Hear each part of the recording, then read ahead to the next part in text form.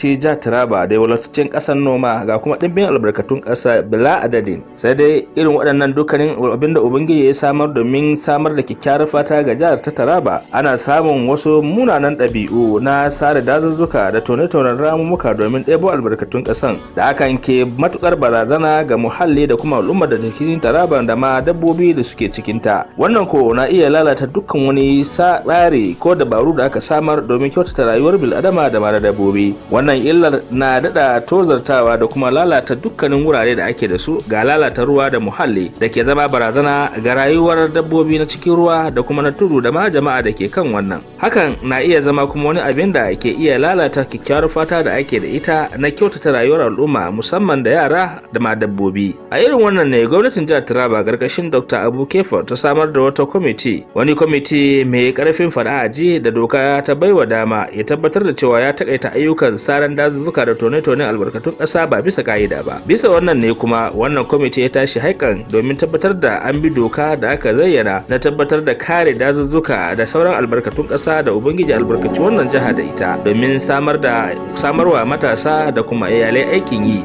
idan aka bi ka'ida wurin bin matakai da za su dace da yadda ake tono albarkatun. In this edition of Back in History, we take you back in time to the events of the 7th Military Coup in Nigeria. This is the coup that was championed by Major Gideon Oka and his comrades in arms. In the said coup, Ibrahim Badamasi Babangida, the then military president of Nigeria, escaped death by the whisker. His ADC, Lieutenant Colonel UK Bello, was killed in the coup, while Sani Abacha, the then chief of army staff, rose in defense of the regime and personally led soldiers to repel and frustrate the coup. This whole scenario took place at Dodan Barracks in Lagos, which was the seat of power at the time. It appears that this singular experience quickened Babangida's decision to see to the construction and timely completion of Aso Rock Villa in Abuja and move the seat of power to a more secure and more protected location.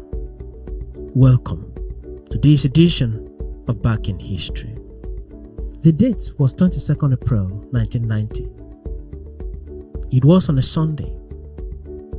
It was at about 1:40 or 1:45 a.m., a time when most people had gone to bed. Dodan Barracks, the most fortified government institution at the time, was attacked by a group of army officers whose mission was to remove Babangida from power, dead or alive, and effect a change of leadership in the country. The coup plotters gained access into the barracks and took strategic positions. One of their major targets was the residence of General Ibrahim Badamasi Babangida. The residence came under ferocious attack, and almost every part of it was destroyed by random shooting by the coup plotters. The attack was so ferocious and intense that the bedroom of the head of state was almost completely destroyed, and the coup plotters thought that Babangida had been killed in the gunfire. Unknown to the coup plotters, Babangida and members of his family had been ferried out of the building by Lieutenant Colonel UK Bello, who was Babangida's ADC at the time. It has been reported that at the time the coup plotters gained access to the barracks, UK Bello was sleeping in his quarters, which was directly opposite the residence of the head of state. It has been reported also that it was the sound of the gunfire that woke him up. How UK Bello braved the odds to cross over to the residence of his master to move him and his family to safety remains a mystery till today. Babangida and his family were ferried across the fence and taken to safety in the house of one of Babangida's friends outside the barracks. Babangida was safe, so also were members of his family. But Babangida and his wife Mariam will never forget the experience of the said dates. Their body and souls were terrified beyond description, having come face to face with death. Having secured the safety of the first family, UK Bello returned to the barracks. His mission this time was to engage the coup plotters, chase them away, and secure the seat of power for the return of his boss. At the time of UK Bello's return, the coup was in full swing. Everywhere was charged. Bello did not know that his return to the barracks would mark the end of his life. He found his way to one of the armored tanks and entered the tank prepared to engage the coup plotters.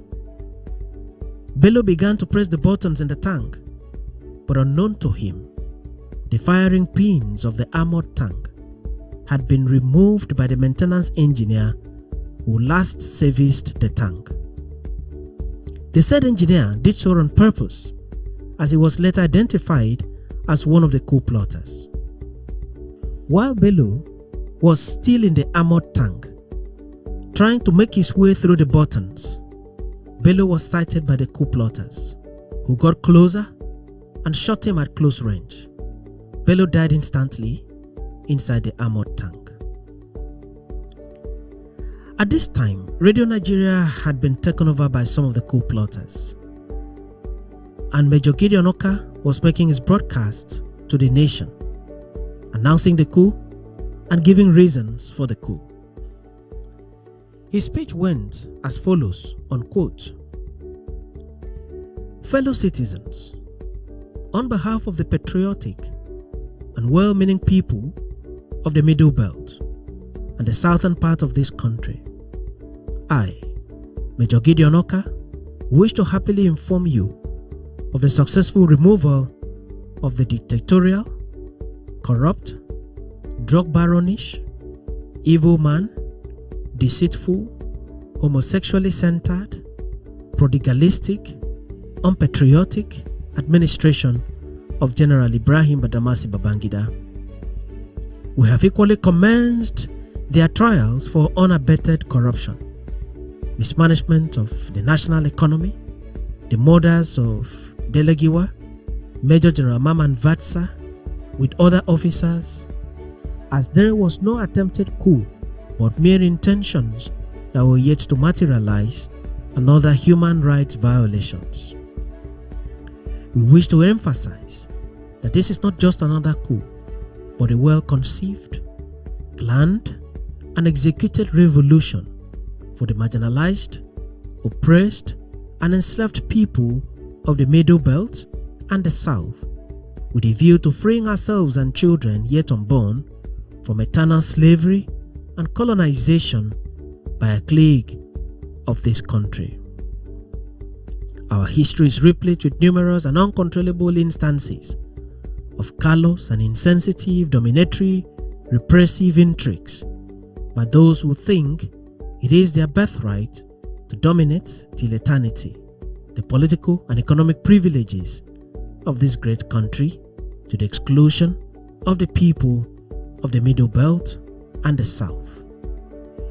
They have almost succeeded in subjugating the Middle Belt and making them voiceless, and now extending same to the South. It is our unflinching belief that this quest for domination, oppression, and marginalization is against the wish of God, and therefore must be resisted with the vehemence it deserves. Anything that has a beginning must have an end. For the avoidance of doubt, we wish to state the three primary reasons why we have decided to oust the satanic administration of Ibrahim Babangida. The reasons are as follows: to stop Babangida's desire to cunningly install himself as Nigeria's life president at all costs. Another reason for the change is the need to stop intrigues, domination, and internal colonization of the Nigerian state by the so-called chosen few. This, in our view, has been and is still responsible for 90% of the problems of Nigeria. The third reason for the change is the need to lay a strong egalitarian foundation for the real democratic takeoff of the Nigerian state or states as circumstances may dictate. In the light of all the above, and in recognition of the negativeness of the aforementioned aristocratic factor, the overall progress of the Nigerian state, a temporary decision to remove the following states, namely Sokoto, Borno, Katsina, Kano, and Bauchi states from the Federal Republic of Nigeria comes into effect immediately. By this token, all citizens of the 5 states already mentioned are temporarily suspended from all public and private offices in the Middle Belt and southern parts of this country until some conditions are met. They are also required to move back to their various states within 1 week from today. They will, however, be allowed to return and join the Federal Republic of Nigeria when stipulated conditions are met. In the same vein, all citizens of the Middle Belt and the South are required to come back to their various states pending when the so-called all-in-all Nigerians meet the conditions that will ensure a united Nigeria. A word is enough for the wise. A curfew is hereby imposed from 8 p.m. to 6 a.m. until further notice. All members of the armed forces and the police forces are hereby confined to their respective barracks. All unlawful and criminal acts by those attempting to cause chaos will be ruthlessly crushed. Be warned, as we are prepared at all costs to defend the new order. All radio stations are hereby advised to hook on permanently to the National Network Program until further notice. Long live all true patriots of this great country of ours. May God and Allah, through His bountiful mercies, bless us all. Unquote. Gideon Oka's speech did not go down well with a lot of people in the country. The speech was controversial and threw several segments of the country into confusion. It was difficult, for instance, to accept Gideon Oka's removal of 5 northern states from the Federal Republic of Nigeria. The announcement kept running at Radio Nigeria, and at this time, Babangida was already in hiding, and the vast majority of Nigerians who listened to the coup speech of Gideon Oka thought sincerely that Babangida's administration had indeed been toppled as stated in the coup speech. While the coup announcement was running, Sani Abacha, the then Chief of Army Staff and Babangida's right-hand man and most trusted ally, got in contact with the head of state to ensure that he was alive. Abacha then changed to combat gear and began to engage the coup plotters. He rallied a few loyal soldiers around and engaged in a devastating gun duel with the coup plotters. Abacha overpowered the coup plotters, and when the coup plotters came under intense heat, they abandoned their weapons and retreated and ran away from the barracks. Through the gallantry efforts of Abacha and UK Bello, Babangida's life was saved. His administration was also saved. UK Bello paid the supreme price with his life, but Abacha was alive to consolidate Babangida's hold to power. He successfully brought him back to the seat of power from his hiding place. It is reported that Babangida was terrified beyond description. Sani Abacha had every opportunity to have made himself the head of state at that moment, but he refused to do so. This is where Babangida had tremendous respect for Sani Abacha and held him in high esteem as a good friend and honest comrade in military uniform. Babangida would never joke with Abacha throughout his tenure, and even in Babangida's retirement up to the time of the death of Abacha, Babangida had tremendous respect for Abacha. Gideon Oka's announcement on Radio Nigeria was brought to an end, and a couple of coup plotters were arrested. Abacha, as Chief of Army Staff, had taken full control of the situation. He secured the loyalty of key officers in the country. Having been assured of their loyalty to the Babangida administration And having taken control of the situation, Abacha drafted a speech and made a broadcast to the nation. The speech went as follows, unquote. I, Lieutenant General Sani Abacha, Chief of Army Staff, Chairman, Joint Chiefs of Staff, have found it necessary to address you once again in the course of our nation's history. In view of the unfortunate developments early this morning, I am in touch with the CGS, Service Chiefs, GOCs, FOCs, AOCs of the Armed Forces, and they have all pledged their unflinching support and loyalty to the federal military government of General Ibrahim Badamasi Babangida, who is perfectly safe and with whom I am in contact. Early this morning, there was sporadic firing by a few disloyal and misguided soldiers in some isolated parts of Lagos, followed by an embarrassing radio broadcast.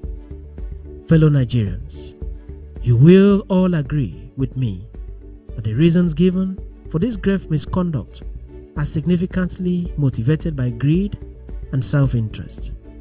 The soldiers involved decided to constitute themselves into national security nuisance for no other cause than base avarice. Most of these disloyal elements have been arrested and are already undergoing interrogation. The remaining dissidents are advised in their own interest to report to the nearest military location and hand over the arms and ammunition in their possession. All formation and unit commanders are hereby directed to exercise effective command and control. At this stage, let me reiterate our commitment to pursue vigorously the transition program. No amount of threat or blackmail would detract the federal military government's attention in this regard.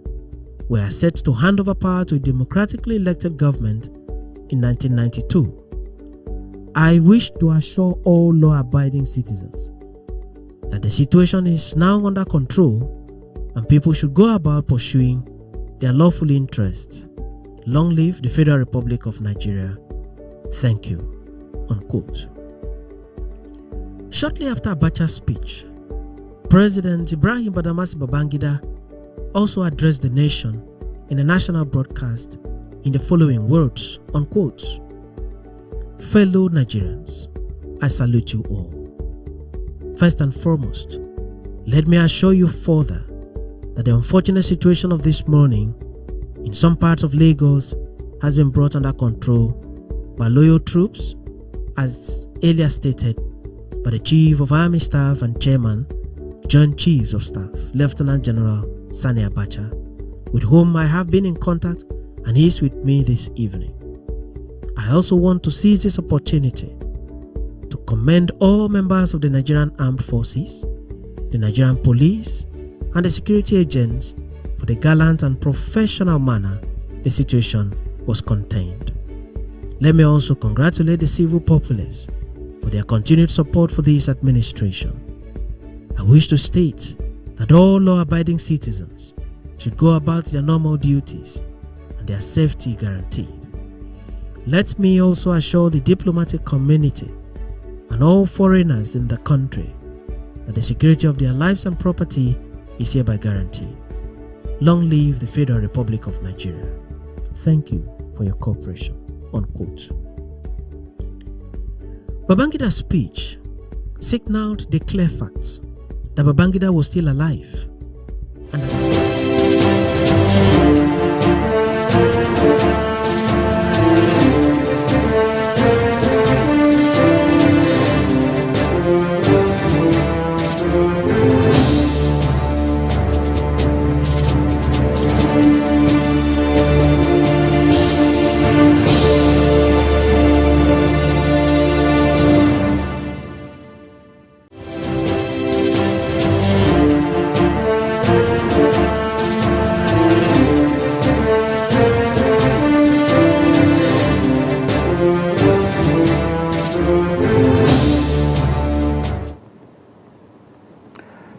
viewers, I want to most sincerely welcome you this morning to the morning show. My name is Olayinka Gabriel. Let me sincerely apologize for starting the morning show late today. It's as a result of some technical challenges that we have at the course of our program. But nevertheless, we are already set for today. We have a lot of packages for you. A lot are happening all over Nigeria. And today, we are here to give you the full dose of what is going on. With me in the studio is the director of news of Som TV, Mr. Ira Ikwe. You're welcome to the morning show. Thank you very much. Good morning. Good morning, Nigeria. Okay, welcome. A lot of things are happening in this country, and you wonder one news to another news, one situation to another situation, as if every day wake up with its own challenges and difficulties. But nevertheless, we must continue to believe in ourselves. We must continue to believe in our country. Our own is to analyze the situation, is to bring it closer to you, to let you know what is happening. And at the cost of that, let's hear your views and your comment on several of these issues. So without much ado, we're going to go straight to the papers of today. And there is a matter that is, you can see it in virtually all the dailies of today. And that is the issue of the leader of the of IPO, that is yes, that is talking about Kanu, Nnamdi Kanu. And let's start from Vanguard. Vanguard say call jail Kanu for life. That is according to the Vanguard newspaper. On the front page of the Vanguard newspaper, it said terrorism court jails Kanu for life. If you go to First Daily, they say Nigerian boy as Justice Omotosho jail Kanu for life. That is according to the First Daily. Justice or persecution. Nigerian boys as Justice Omotosho jail Nnamdi Kanu for life. It's a federal government demand death sentence. We will appeal judgment via Kanu's lawyer. Justice or persecution. Nigerian boys as Justice Omotosho jail Kanu for life. And federal government demand death sentence, and we will appeal judgment, vows Kanu's lawyer. If we look at Punch also has headline in that direction. Life jail for Kanu.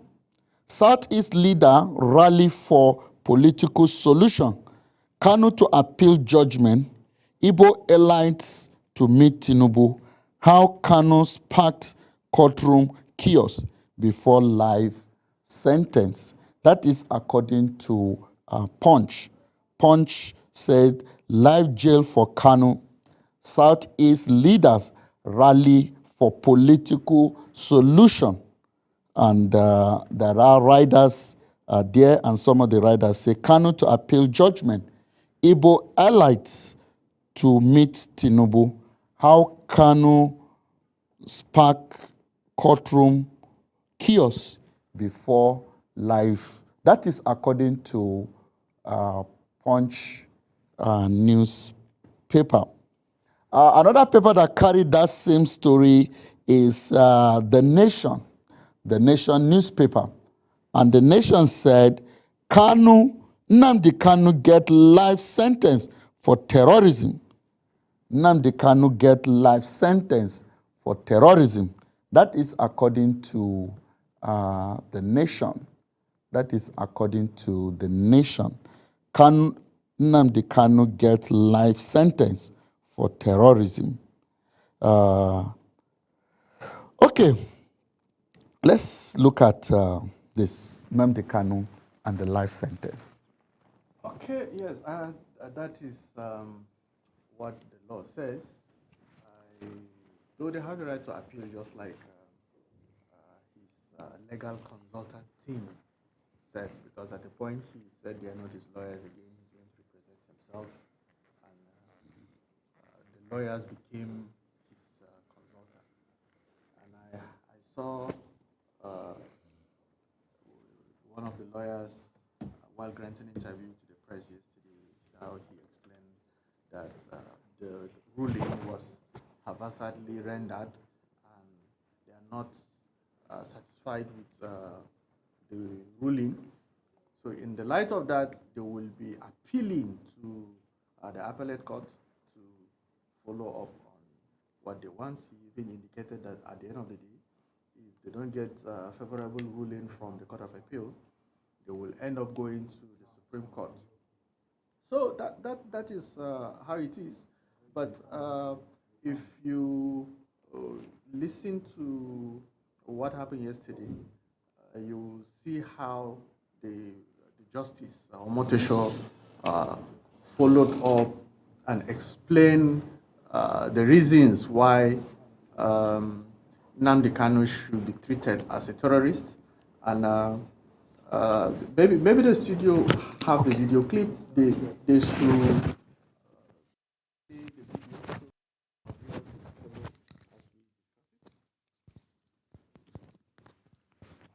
Okay. Are so dicey if you look at several issues surrounding the so-called case. I don't know if the studio has a video clip of how the judgment. Let's take a little of how the judgment went.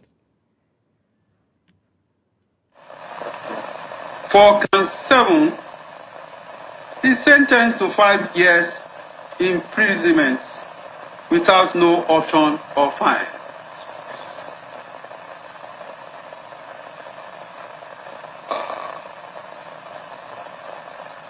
To extend the mercy,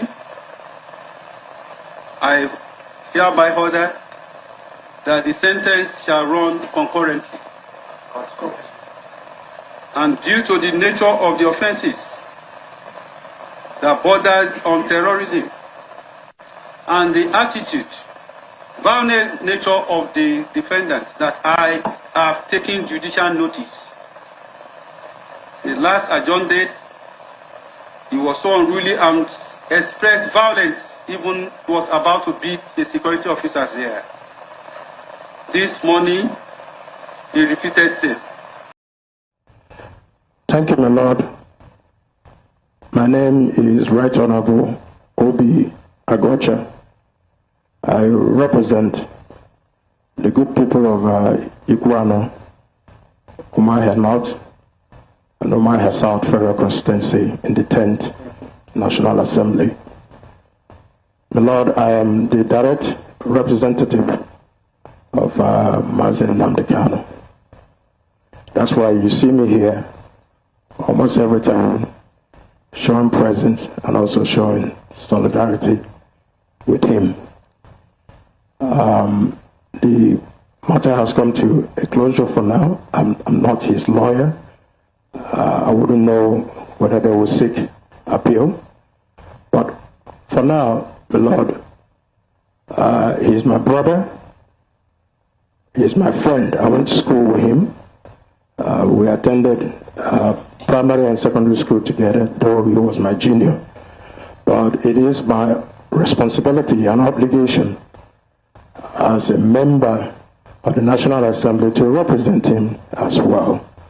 My Lord, I plead for mercy, I plead for clemency, and I appeal for peace and for stability of not just the Southeast, but as well as Nigeria. Like the prosecutor said, Nigeria is bleeding over the last few days, and we must bring some of these issues to to bear and to understand how to find common solutions to our common problem of terrorism. I also wish to appeal to the prosecution team that it is being done to Mazi Nnamdi Kanu. The other people out there are also doing more worse than him. Please, sorry, sir. I asked for a locutor. Yes, sir. Please, don't so, I apologize, sir. So I want the court to take judicial notice of that this trial has gone on for almost 10 years. Mazi Kanu is almost 56 or 57 years old now. He has been absent in his family life, his children, his community, his family. So I plead for the Lord to show mercy, to temper justice with mercy. And as we move forward, it shall be great for our country. Thank you very much for the opportunity. I'm a friend of the court, having come from the other side of the government. So thank you for giving me the opportunity to address the court. Thank you, sir. A few minutes ago. Well, I feel very bad. Not only me, I feel sad.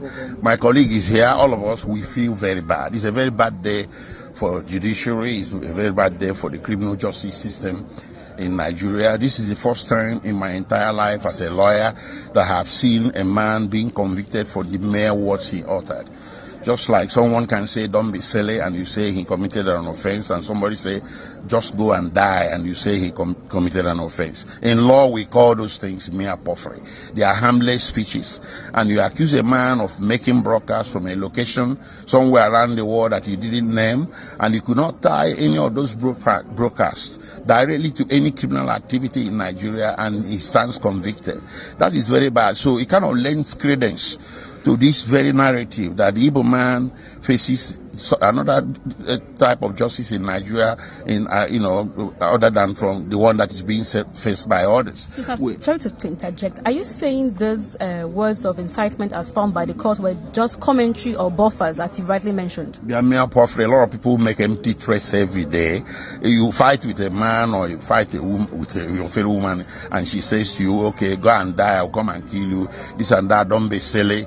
Accident, let thunder fire you. Are you supposed to be convicted for that? Okay, sir, so we are now at this point where the court has delivered its judgment. Mm-hmm. What is the next line of action? Although Mr. Kanu does not have a lawyer as he stands, because you all are his consultants, so what would you advise him to do? And despite the killings happening in the southern eastern part of Nigeria? Well, we're heading to the Court of Appeal, but as a responsible citizen, I'll see this opportunity to call for calm. I don't want anybody to get so angry in the Southeast that some violence will start occurring from here and there. Let everybody be calm. This situation can be controlled. We have the next court in the chain, which is the Court of Appeal, and we're heading to the Court of Appeal. Okay. And how optimistic are you that the Court of Appeal would either upturn or upheld this judgment? Can my colleague take that question? Yes, please. Sure, please. Well, thank you very much. We are very optimistic because in the first place, from the analysis my Lord gave, you will find that my Lord was not able to pinpoint at any one single person who carried out any of the acts that Mazi Nnamdi Kanu is said to have incited. You said Mazi Nnamdi Kanu incited killing. You didn't bring one single person who said, yes, I was the one who was incited. Mm. So, to me, I felt that it was the court giving evidence.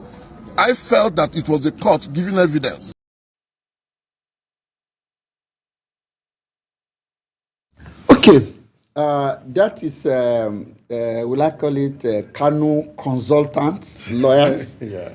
Because at a point at the course of the trial, the judgment, we noticed that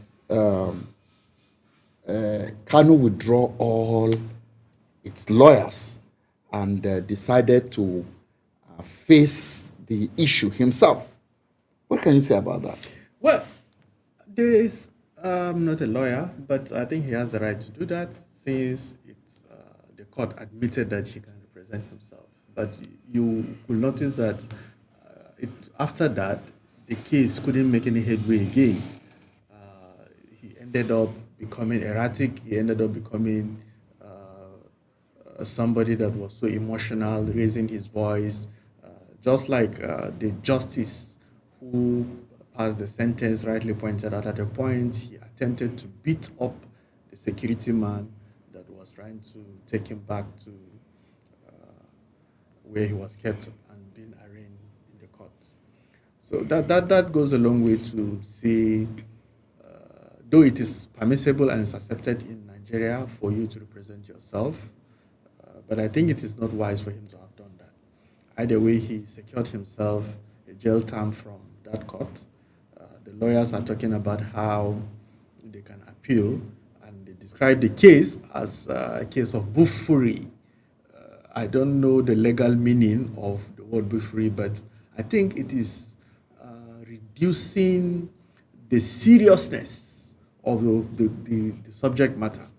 If such issues will come up and a lawyer of that caliber can describe it as buffoonery, then I think something is wrong with that. I agree with the member House of Representatives representing the constituency of Nnamdi Kanu, where he originated from. And I like the tone he used. Such mediations are acceptable too.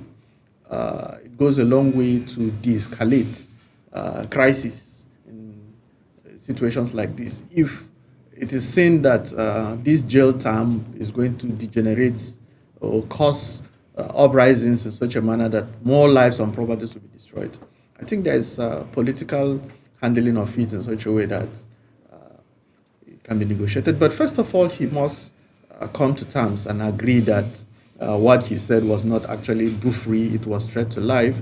And though they said there are no instances where a particular killing or arson or destruction that happened was traced directly. Yeah, in the judgment, there was this issue of Gulak. Is it Gulak? Ahmed Gulak. Ahmed Gulak. Yeah. You know, you remember that in one of the instances, Ahmed Gulak was in the southeast, you know, and there was this chaos, and eventually he was killed. Yeah. The judge mentioned that particular instance that it was done by IPOB. The judge also mentioned the issue of the Radio Biafra, which up to today nobody actually could say this is where this radio station is located. Yes, I think this lawyer is trying to take advantage of those things we normally say are loopholes. There is this loophole that they want to explore now. They're talking about whatever it is that killed Gulak, whatever it is that did this and that, cannot be traced directly to Nnamdi Kanu. He issued a statement, and that statement is categorized as buffoonery. I'm a layman. I don't think these things fit.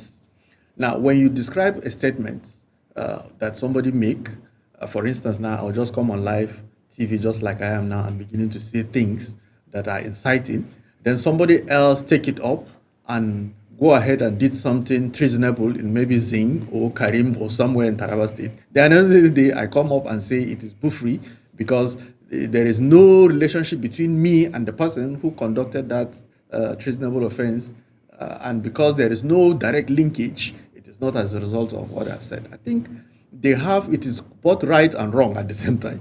But people should be careful. He's a public figure. He's an influencer. He can influence people. You cannot just come out and make statements like that, and actions are taken based on the statement you make, and you see there is no relationship between the people that took the action and you. Something is wrong somewhere. I think so. But some people are saying that this looked like a selective judgment. We have in the north people who have been terrorizing, killing, and we will go and say we want to negotiate with them. Why? That's the view of a lot of people. That why is it that when it comes to some people, we have sentenced them to life imprisonment? When it comes to others, we call them for negotiation. Well, I don't know, but I believe they both have their peculiarities.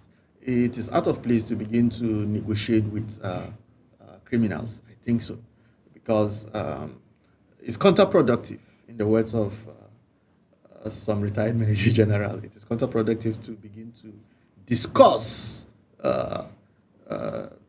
with terrorists. But if it is in pursuance of peace,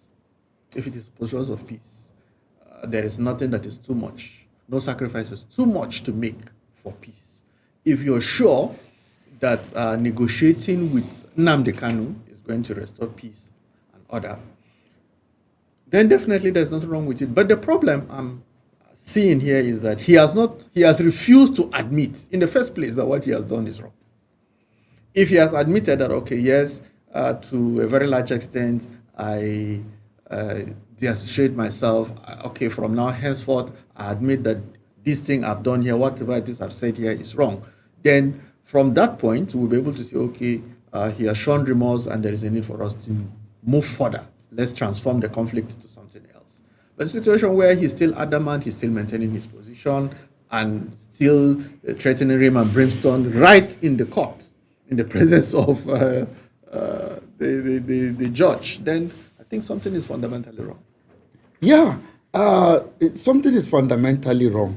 But what that aspect of him not having lawyer is also another issue. Because I spoke with a lawyer this morning that is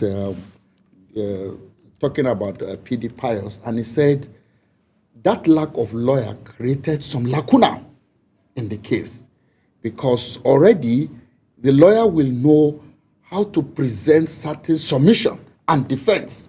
Because part of what has led to this, let me call it speedy judgment, is the fact that there were no case submission in terms of presenting his defense against this matter.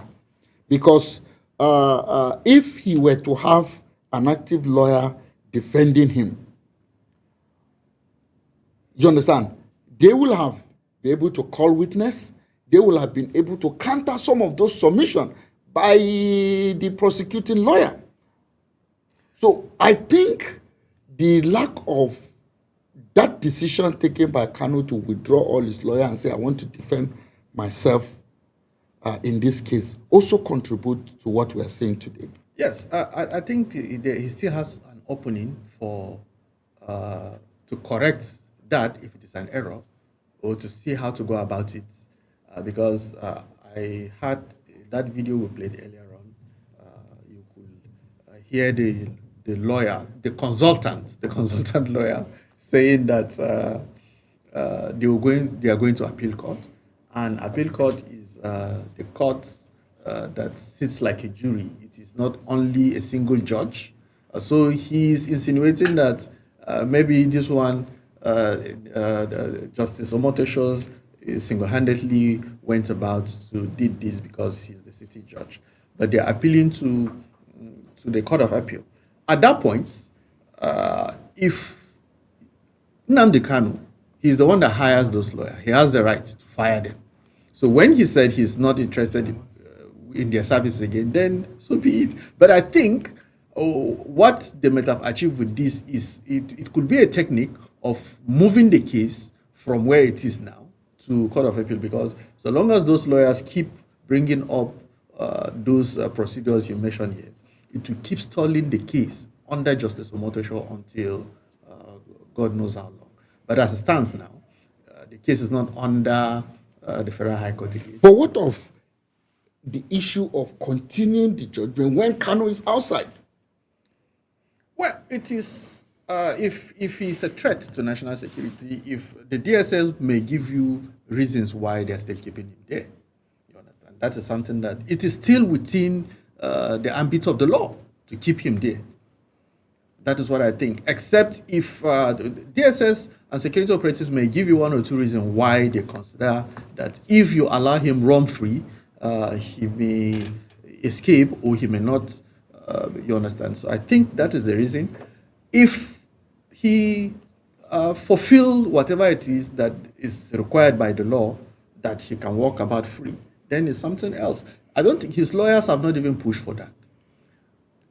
It is Sowore and other people that were actually making those agitations and other things like that. I think they should pursue that so that he can come back and meet his family, stay with his family while this prosecution is being pursued.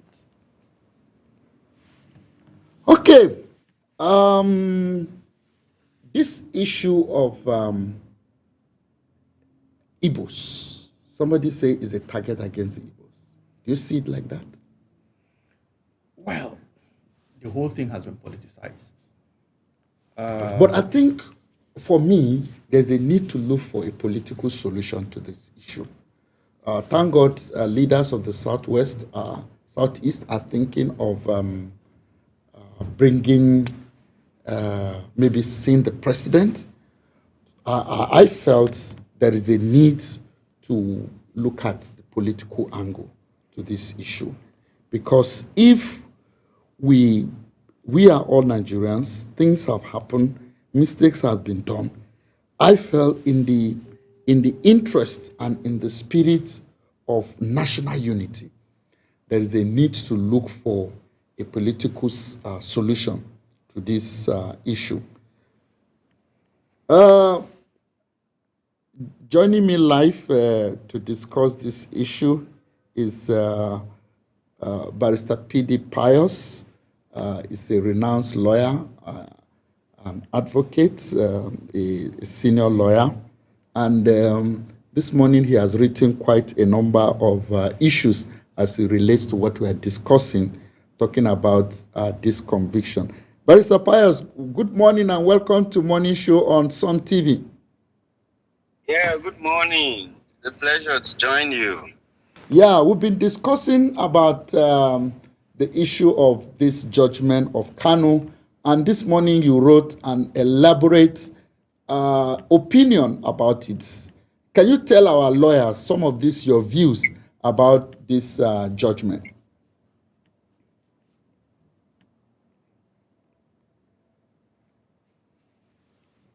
Yes.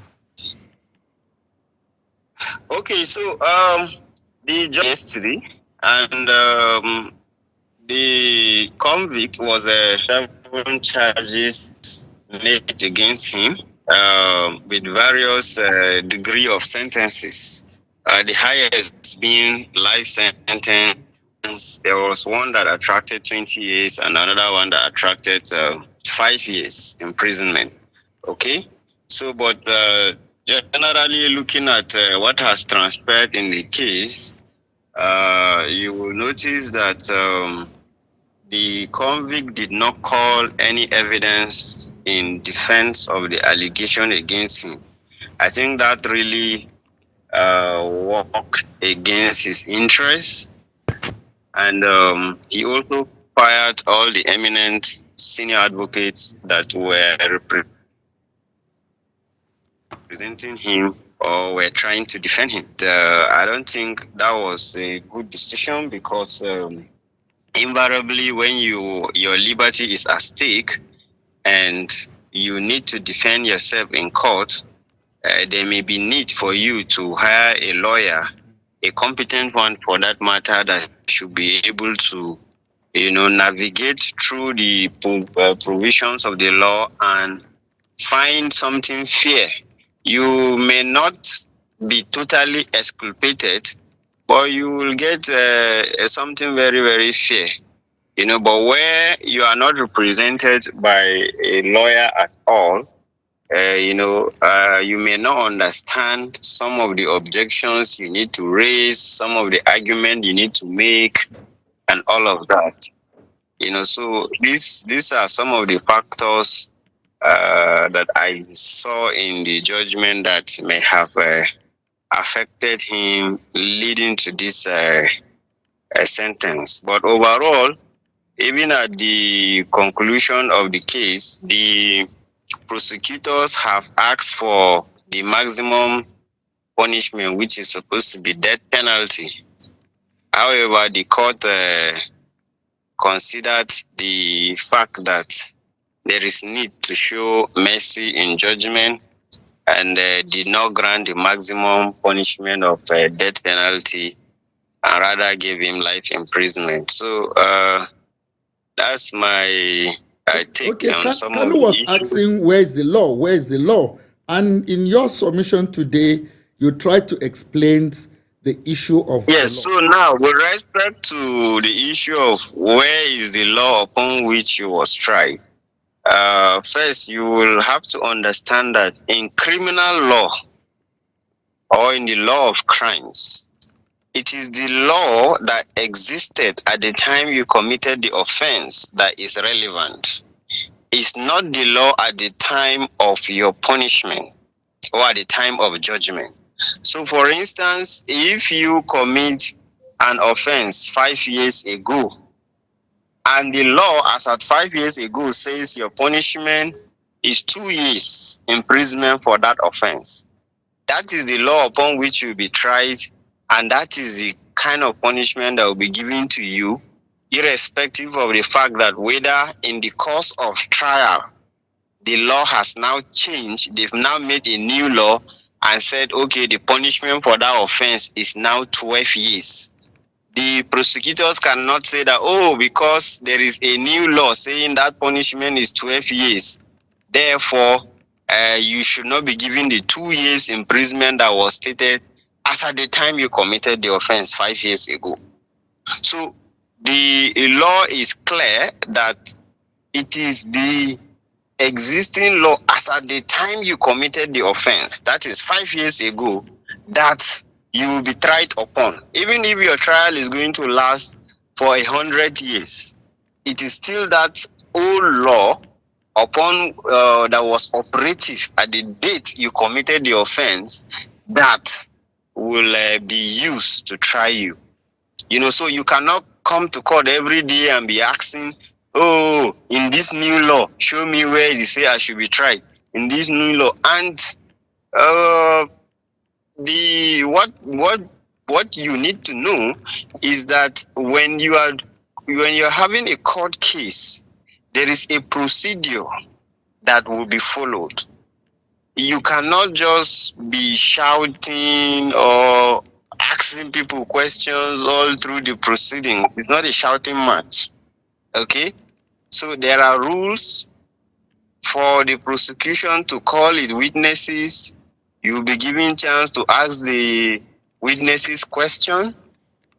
You know, after they've presented their case, you will also be given the opportunity to present your own witnesses.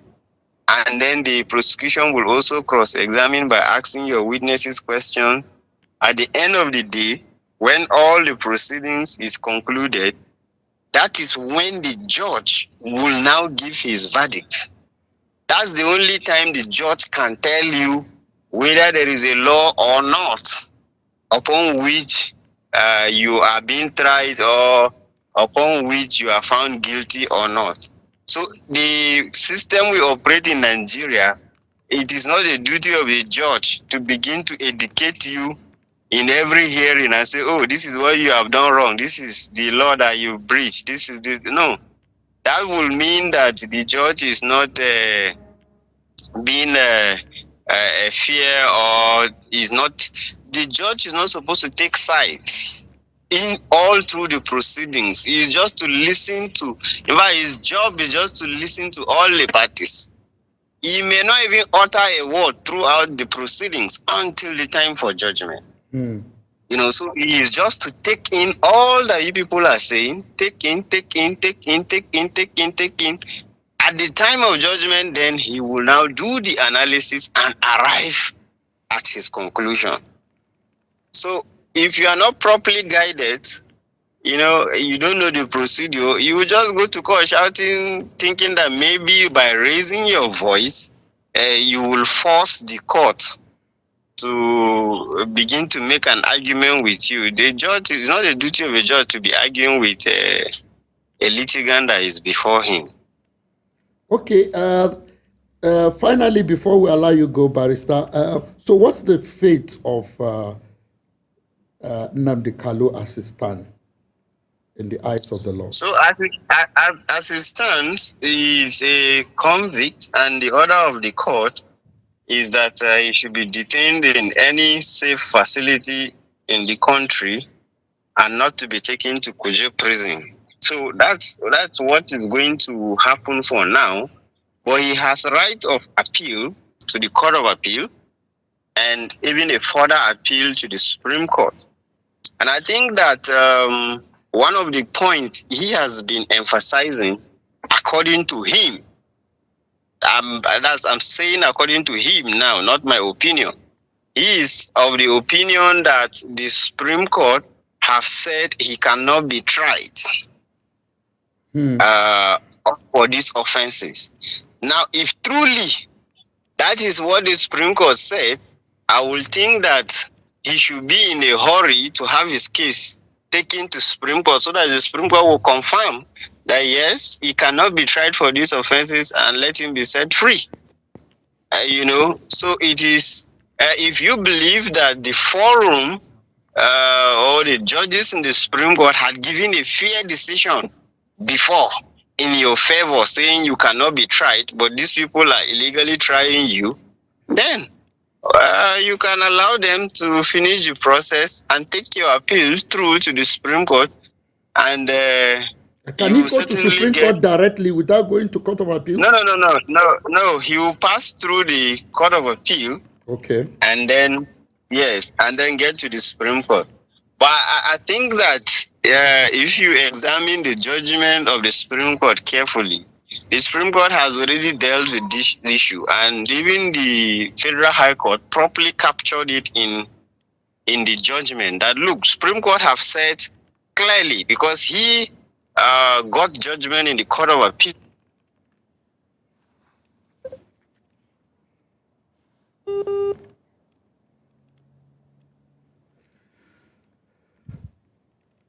Okay.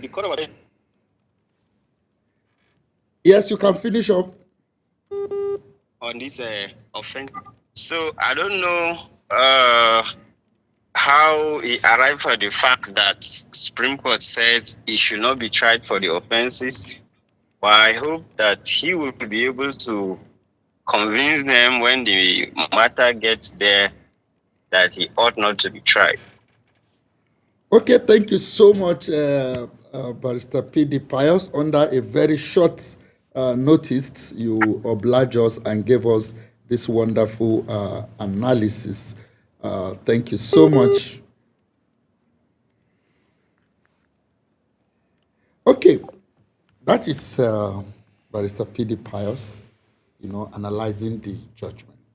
What's your take? Yes, I can't help but agree with him in light of the fact that he's a lawyer and he's more enlightened on this matter than me, that is a journalist. A layman. Yes, a layman. Now, I had wanted to ask the perspective of the law concerning the member House of Representatives that was in court to plead. Yeah, I think that's a political solution. Which is actually one of the areas I felt the leaders of Southeast need to exploit. In everything that happened, there will always be a political solution. Even after the judgment has been given, the president can grant pardon. We have seen people whom the president granted pardon and they have been released. So I think for particularly looking at what is happening all over the country for the purpose of the unity of our nation. And I felt that it is good that our leaders all over Nigeria should look for a political solution to this particular problem, so that we must prioritize the oneness, because I don't want a situation where this thing will go and spark up a problem, maybe in the Southeast, for instance, So we need to look at it from all angles. The law is good. The law have said its own, but the unity, the progress, the oneness of our country is something that we cannot compromise. I was not here when the Civil War took place, but I've read book. One of the book I read was by Chinua Achebe, where he talked about that was a country, and by just reading the book, I could imagine the kind of things that happen. I could imagine the kind of difficulties and things that people faced at that time, and just by reading the book. So I know if I could feel like that, I felt what happened during the Civil War is far, far more than what I can even imagine. So what I'm saying invariably is that whatever that can be done that will not lead to another crisis, we don't pray for such kind of horrible situation to happen to our country. We love our country. We want our country to remain in peace and unity. We want our country to progress. And I think this is a call to our leaders that let's see what can be done so that no section of this country should feel neglected or be marginalized. Okay, let's look at other things in the paper, and we have to just go through quite a number of issues because we couldn't start in time, and our time is fast spent. If you look at Peak newspaper, say House of Representatives to hold full-day debate on Nigerian insecurity crisis. House of Representatives to hold full-day debate on Nigerian insecurity crisis. Well, it is important for discussions like this to come up in the light of what we're facing as a nation. We have our hands full. If it's going to take a week long, if it's going to take the whole of a month discussing this, it is not bad. Lives and properties of Nigeria should be preserved. Life of schoolgirls and schoolboys should be preserved. So I think this is a step in the right direction. So I think beyond what the House would debate, can we have a national discourse on this insecurity? Can we come back on the round table? Can we bring some of these agitators to a discussion, or people from different dimensions? Let's even look at what are the problems, what are the issues, how do we resolve these things once and for all? Well, I think the issue of national is doing the same thing in a different way. Members House of Reps are representing almost every community in this country. They are supposed to be the representative of the people. Yes, of the people. So if the House of Reps can handle it, then it will be extra expenses to convene another national conference, except where we feel that the composition of the House of Reps is not enough to cover for all these segments of the Nigerian society, considering that civil society organizations are not represented and other interest groups are not represented in the National Assembly. So if you can just bring up the aspect where interest groups and civil society organizations like that will form another part of the discussion alongside the National Assembly, it will go a long way in solving this problem. And another aspect is that it should not just be discussion, then at the end of the day, the white paper will come out and it will not be implemented, because we've seen that happen in this country before. Okay, let's look at other highlight of, let's go to Vanguard. Talk about the Congressman, Rimat Ribado, security chiefs in Washington. U.S. Congress highlight alleged Christian genocide in Nigeria. We saw yesterday a session, I think it's in other paper of today also. So what can you say about that? Yesterday there was a sitting where the U.S. congressman highlights the ongoing genocide in Nigeria. Well, I will always maintain my point. Whatever it is they're highlighting is not that it is completely wrong. As correct as it is, I think the approach they're doing it is what matters. The approach is capable of causing more disharmony and crisis in Nigeria. So I think they should just go ahead and look for solutions to curbing these insecurities. I think what they're doing is not curbing the insecurity, is fanning the embers of discord, and it is not right. That is what I think. Okay, let's look at the Punch. The Punch has a different caption, or another angle of the caption. It's a alleged genocide. U.S. Congress splits over Nigerian CPC designation. That is country of particular interest. Yesterday we saw a little something that looked like a split. Some agreeing completely, some agreeing that yes, we cannot call it Christian genocide, but there is genocide in Nigeria. Of course. I agree with the side that said not calling it Christian genocide is, even if it is for the sake of peace building, there is no need for you to begin to give it those descriptions. It does not go down well with the polarized society in Nigeria. It does not sit well. That is a recipe for crisis. It's a recipe for crisis. It's as if you are biased and other things like that. It does not go well for peace building. It does not transform the conflict. Okay, let's look at the Guardian. The Guardian talked something about on this same issue. Let's look at the Guardian. And what is the Guardian? U.S. lawmakers questions Nigerians' will, capacity to cope violence. Well, yeah, capacity is fine. Will, I think the will is there. We've seen. What else do they want to But can we say that is the will? Well, the will is there since we've How seen. can we say that the will is there? What else? We know where these criminals are. We know their hideout. I saw the Borno State governor the other day talking about the need to go and meet these terrorists in their enclaves. When you go to meet them in their enclave, with what? You need to go with superior firearms. We must understand that we have said this, that the Nigerian security architecture is overstretched, is overwhelmed. Aside but me, I felt this approach is even the best approach that will even reduce our overstretching of security, because this one is targeted attack.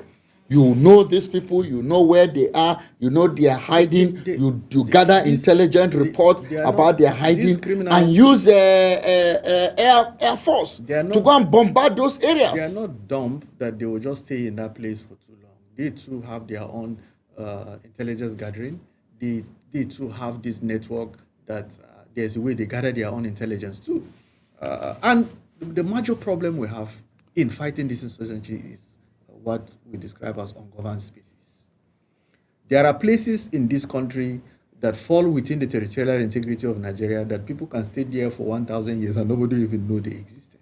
These criminals, they know all these places and they don't stay there for, immediately they notice human presence and they notice that their position has been compromised, they move. We need a superior intelligence gathering equipment and superior firearms to be able to fight this. How do we do that? Are we saying we don't have? A lot has been spent on weapons, on these in this country. I remember the Dasuki money. This thing, a lot of money was approved, and eventually we later realized that those money were shared among politicians. If U.S. will deny Nigeria the buying of arms some years back on the grounds that... But I think later on it was approved during Buhari. Whatever it is that happened, do you know that if they had approved at that time, it might have solved the problem? Earlier, it will have needed it at the board. But I think it was approved and it was bought. Some jets were approved for us for purchase, and I think it was consummated. I think it was bought. Okay, I think at this point, the only thing I'll need to say is that let all hands be on deck. International communities, Nigerian security architecture. For the will, we have seen political office holders exhibiting the requisite will, at least by statements, by body language, okay, look at what happened recently. The vice president had to cancel any other itinerary only to go to Kebbi State to attain to the overwhelming security challenge there at the instance of the president, who has also cancelled other of his activities in seeing to it that this insecurity is curbed. I think that is willpower enough. If it is not enough, then the people that have the wherewithal to kill anybody in any part of the world is not what is good. It's not something that anybody will celebrate. The U.S. is on the right track when it is not happy that Nigerians are being killed senselessly, whether they are Christians or whether they are Muslims. But I expect them to do more by giving us, supporting us with the technologies and the mites, the security, the warfare mites that they have in crushing these criminals. Okay, let's look at a headline on the New Nigerian. The New Nigerian said, ASU to federal government, act safely to avoid renewed crisis in public university. This issue of ASU federal government. Well, we have seen situations in the past where students come back home to stay and waste away for several months. This call is in order. President Ahmed Bola Tinubu's administration cannot afford to fail because he had so many problems in its hands. To whom much is given, much is expected. It should attend to this issue. I've always been suggesting that they should suspend any other thing and tackle the issue of ASU once and for all. Apart from security, they should suspend any other thing until the issue of ASU is settled once and for all. If it's going to take them 2 months, 3 months, at least, I believe if that is done, it won't take more than 6 months. And all the grievances of ASU will be met. And I think that will give us a stable academic pursuit in Nigeria for 10, 15, 20 years, at least. Okay, let's go to The Nation. The Nation newspaper. The Nation newspaper has quite a number of headlines that we looked at. We would stop at The Nation before we take a commercial break. But let's take The Nation newspaper. On The Nation, it talked about fireworks in U.S. Congress over Nigerian insecurity. Lawmakers split on religious labeling of insurgent. Then there is Tinubu sent Matawale to Kepi, 900 troops to Kwara. I read a statement by Onanuga where they say Matawale is experienced in bringing back girls. It happened in Zamfara, I think 200 and something, and all of them came back alive. So the president have said... When he was the governor? When he was the governor. Yeah. The president have said, go to Kebi, as the state minister of defense, go to Kebi, don't come back until the girls are back.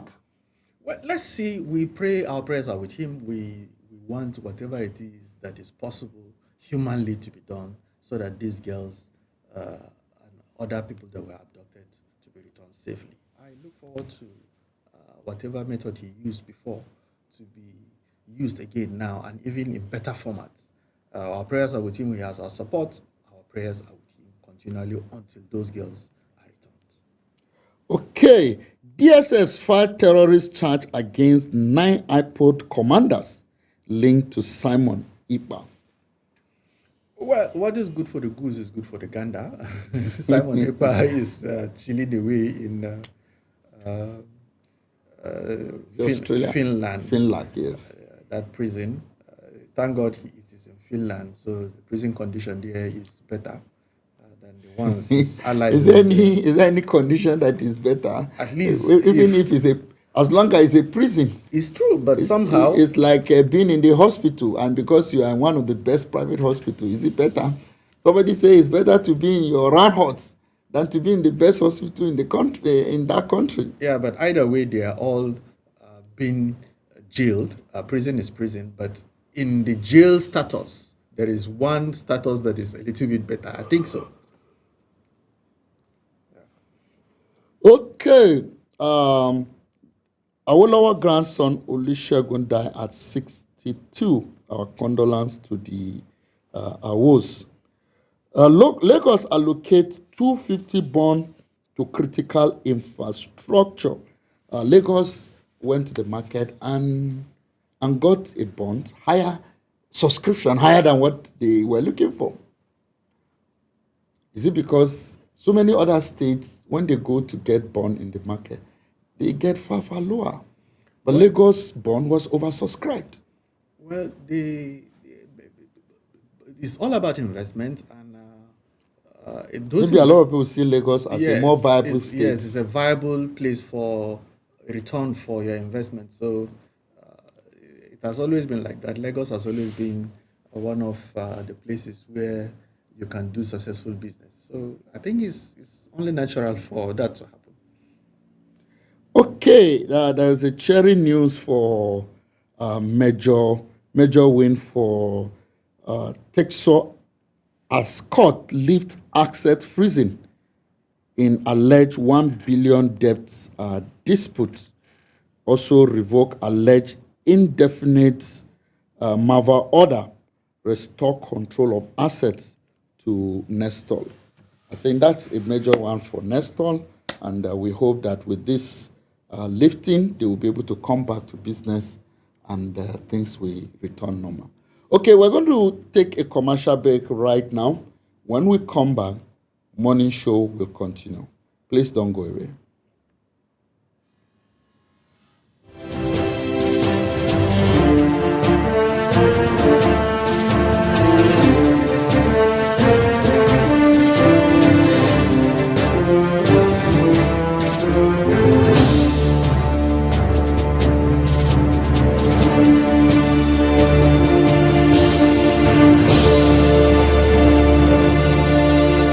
Africa, a land of truth, rhythm, and resilience. Where every thread of the fabric tells a story. Every beat of the drum echoes heritage. And every voice carries the soul of generation.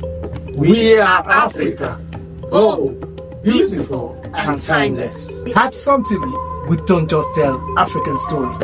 We celebrate it in every color, sound, and tradition. From the past that shaped us to the future we proudly define.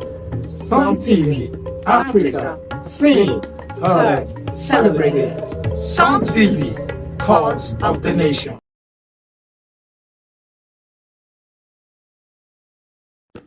Africa, a land of truth, rhythm, and resilience. Where every thread of the fabric tells a story. Every beat of the drum echoes heritage. And every voice carries the soul of generation. We are Africa, bold, beautiful, and timeless. At Sun TV, we don't just tell African stories.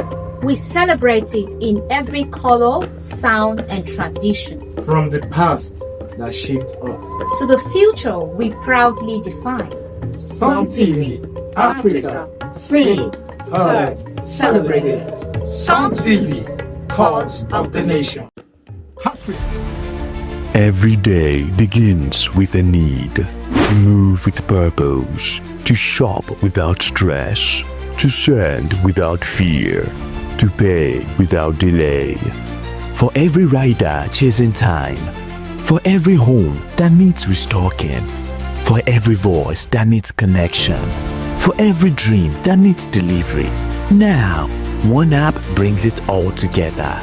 Supercab, move smart, ride safe, supermarket, groceries, gadgets, everything. Supercash, airtime, bills, transfers, done. Super logistics, fast, secure, right to your door. It's more than an app.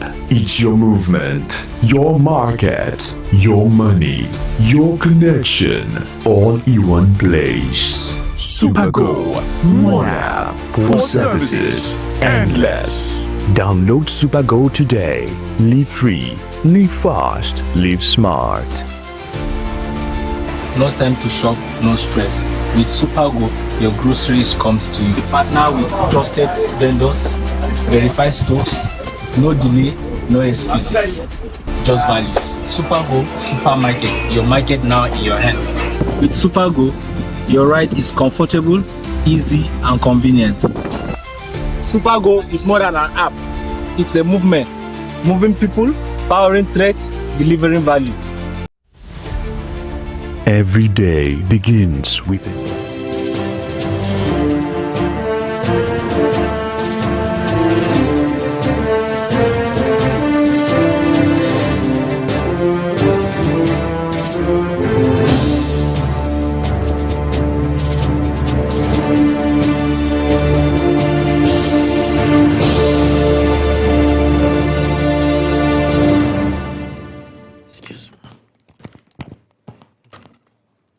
Okay, welcome back to the last segment of our morning show where we looked at Taraba News. That is the daily newspaper of Taraba News. and the issue that are trending within Taraba. Okay, let's go to the major headline. Alleged 7,800 ghost workers. Taraba government order immediate payment of 1,041 verified staff. Committee commence interviews for other staff found on payroll without proper employment. Government set up fresh committee for automation of salary and verification of local government staff, primary school staff, and Taraba University staff.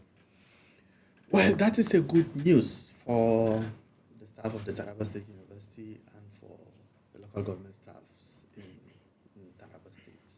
You know, when you automate this salary, it solves so many problems. It checks leakages, and it makes things easier for cash movement and other things like that. So we commend the state government for this initiative. This is going to go a long way in solving the problem of unending strike actions by Taraba State University. If the issue of pension is solved, it will go a long way in solving one of the, I think the issue of this pension is one of the major reasons why the usually. But this matter was verification. Did they talk about pension to it? I think so. They mentioned. Yeah, they say pension for state and local government. Okay. They're going to verify it. I'm not sure that it will involve pension for. But if they bring in the staffs of Taraba State University into the, because what they wanted initially is a contributory pension scheme. But it appears as if the state government want to bring them into the state pension scheme system. Which is not bad if it suits them. If other parts of higher institutions are state-based, I think State University, so long as the one they wanted, contributory pension scheme, if it's not feasible, they should start with the state base. Then as time goes on, they will go to the But how did, because if we look at 7,800 alleged good worker, 1,410 verified, if you less 7,800 from 1,004, you're going to be getting about 6,390. How did 6,390 names get into payroll without proper appointment? Well, let's see. It is after this committee's work, they will be able to identify why it went like that. That indicates that there are sharp practices. There is this issue of job racketeering that came up on news sometimes back. It is like that. I think the best thing for the government to do is to follow these procedures judiciously. It will go a long way in saving leakages from the state coffers. Because if these people are properly enrolled into the state government payroll, then they will be properly posted to parts of the civil service in the state that is lacking manpower. And another aspect of this is that it is true that there are places that are lacking manpower in the state government that are not properly But I had two issues. Number one is we have staffs that were employed, but it appears as if their names and they've started paying salary to them. But it appears as if, because we have staffs that were employed at College of Agric, we have staffs that were employed College of Education in Zing, we have staffs that were employed State Polytechnic. What is the problem? Because these people have employment letter. Because I saw that in the part of the document required for verification was appointment letter. These people have appointment letter. How comes they are ghost workers? Well, was the employment not approved? What really is the situation, if you have an idea? Yes, I listened to the reports, the voice recording of the chairman of the screening committee. He said nobody has the right to become civil servants in the state without the approval of the governor. Now, if these people got their appointment and the governor has not sanctioned it, So does it mean the heads of those institutions gave out those employment without the approval of the governor? Yeah, that is just the way it is. Head of those institutions may not be the right description, but somehow somebody somewhere that will not be able to identify who now gave a directive for such employment. Another thing I'm hearing was that maybe some of these institutions were actually given permission to employ, but they went beyond their quota. Yes, that is what that committee chairman said. He said some institutions were given a particular number to recruit to fill in. There's this way they describe it. There are some sensitive positions that were left unmanned. And when that complaint reached the desk of the governor, he saw the need that these people should. Then he gave a direct instruction for these people to be replaced and gave an approval for the specific number. And even names, I think, particular recruitment, I think so.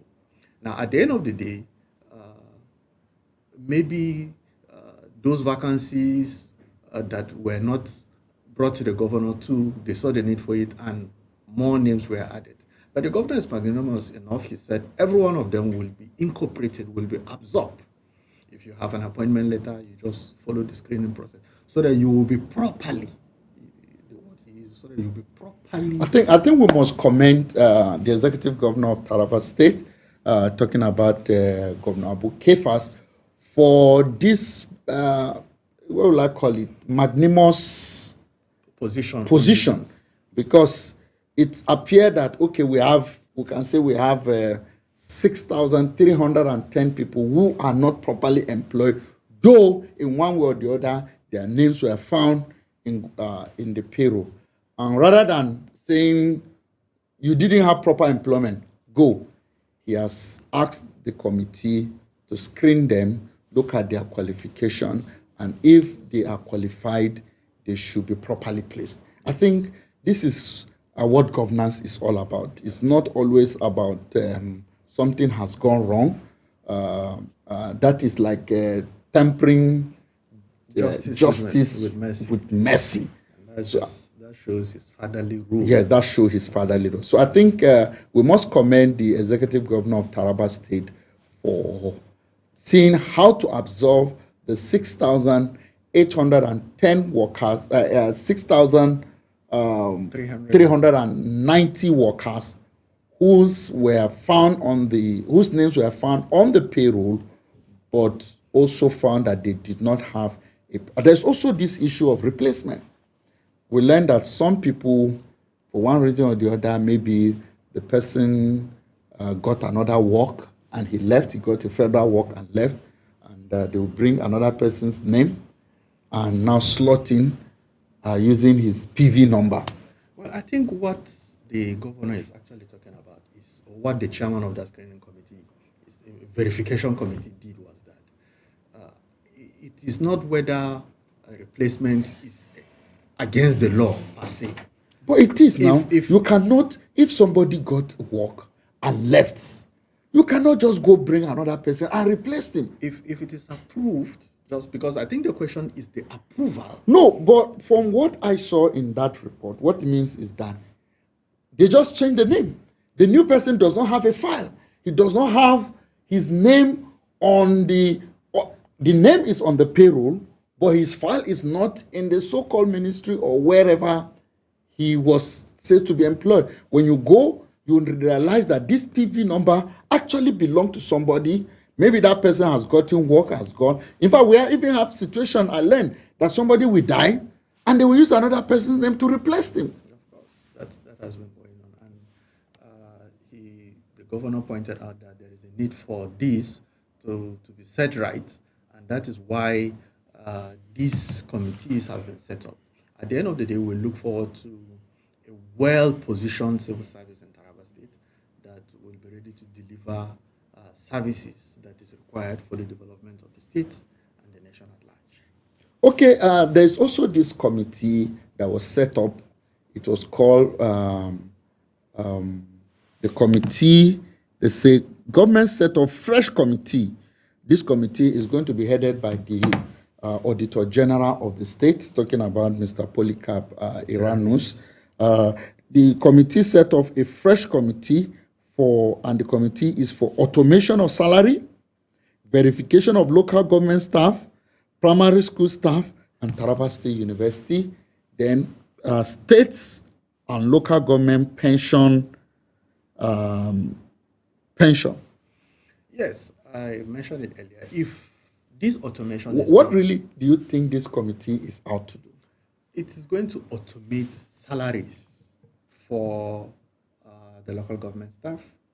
Local government staff include primary education boards and other things like that. Then the staff of Taraba State University. Then pensioners too. Their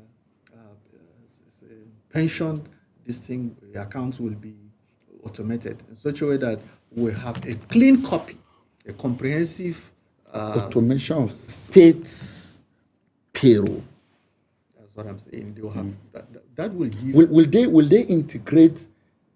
Is there a way they're going to integrate the local government salary, the pensioner, the salary of the Taraba State University staffs, maybe salary of state workers? Is it a form of trying to integrate them together? Well, I don't know the parameters for that, but I think the one of the major focus is to have a comprehensive copy of who is here and who is here, how many local government staff do we have per local government, and what is the estimated salary bill and other things like that. Because in the committee's report, maybe let me try to quote the committee report. And I think the committee report somewhere was talking about lack of automation of salary in Taraba State. And it say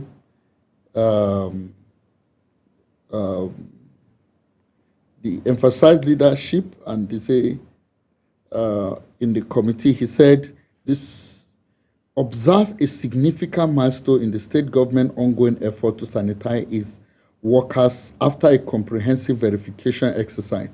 They said the audit led to the removal of more than 7,000 individuals from the state payroll over issues include irregular employment, duplication record, and undocumented service history. Commending the committee's work, Governor Kefas described the assignment as exhaustive, transparent, and courageous, noting that the team operated under intensive public scrutiny and institutional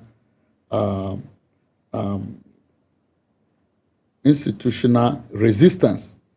He said the finding underscored the need to protect the integrity of the civil service, insisting that no administration could progress when due process was ignored. Okay, and the committee chairman on his own said, present the report. The committee chairman, Alhaji Abdul Karim Haruna, disclosed that out of a rough 7,800 workers initially flagged, only 1,410 were fully clear after rigorous screening. Those clear, he confirmed, are to be reinstated immediately and paid all own entitlement. Haruna revealed several disturbing findings, including cases of civil servants being overpaid by millions of naira in a single month. Well, it is what he said. If due process is not followed, these are the consequences. So I think you see a particular staff over 1 million was added to his salary. I think that's an error, and error. Most likely. When it's occurred for more than a month. What else will you? And well, there is chances that you can be described as corruption since the person in question has not considered that, okay, there is a need for me to alert the government for... He will go and withdraw the money. You know that this is not your salary. Your entitlement. I think so that means there is a conaba somewhere. Yeah. He says such enormous highlight the urgent need for strong internal control, full payroll automation, and strict adherence to financial regulation. So I think these are the things that led to the governor setting up the other committee so that they can automate... Solve this problem once and for all. Yes, they can automate the salary once and for all. And you may be surprised that if this process is done, at the end of the day, there may be still need for government to still add some stuff, since the issue is about money and somebody is taking away millions, taking away the salary of like 10, 15 or 20 other people added to himself. So that is where there may be need for other people to be absorbed, since we're paying one person up to $1 million and we've reduced it to the position where his normal salary will be taken. Then all those openings and vacancies that we have in other places that is being employment is not being done because of lack of funds can still be open and people being absorbed to man those offices. Okay, let's look at other highlights of the story so that we can round up the morning show this morning. Rice, maize, farmers suffer losses over low price in Taraba. That is the way it is. I have an experience of that. The input is not commensurate with what we are getting now in the markets, and maybe it's one of the sacrifices that farmers will need to make for the growth of a nation. If farmers are sacrificing for the nation. Maybe it's one of those things. Well, else how will you say the inputs, the chemicals, the fertilizers, the inputs during the rainy season is not commensurate with the prices that farm produce are. So that means we are rejoicing in one hand. Farmers are not happy at the other hand, because generally people are rejoicing that prices of food are coming down, maize is coming down, rice is coming down. Let's see that dry season farming is being pursued vigorously, and inputs, because just like in the case of Taraba State, we made some analysis somewhere and we noticed that maybe during next farming season or the dry season farming may all go well, may all go better than the rainy season farming, because inputs now are being made available, tractors that have been purchased and other farm inputs are being made available now at cheaper prices. So that the experiences of the rainy season may not be the same experience in dry season farming or maybe next farming season. Okay, let's look at other headlines. Taraba pensioner commend Governor Kefas for issuing executive order for immediate payment of retirees' entitlement. Senior citizens should be accorded respect, at least for their service to the people. These are people that should be commended, and their welfare should not be taken lightly. So alongside those people making commendations, we commend the good governor of Taraba State for such a directive. We look forward to seeing the light of the day so that pensioners will celebrate and have good time too. Okay, finally, we have other headlines. So get a copy of today's Taraba News if you want to read more about the issue of ghost workers, the issue of price reduction, the issue of pension, and others. TSU Jalingo College of Agric Science and Technology signed MOU to run degree program. That is a good one. Degree awarding institutions, the prevalence of them will mean a more literate Taraba State. That is a good one. All the courses that is being offered in College of Agric, if at the end of the day they are upgraded to degree offering courses, degree offering institution rather, that will go a long way in making Taraba State a more literate state. Okay, thank you so much, Mr. Irad Daniel Ukwe. Thank you for being with us on this morning show. Viewers, this is where we're going to end today's edition of the morning show. I believe that you had a wonderful time. We'll be back again for another edition of the program. Stay tuned for news at 10 a.m. Thank you and God bless you.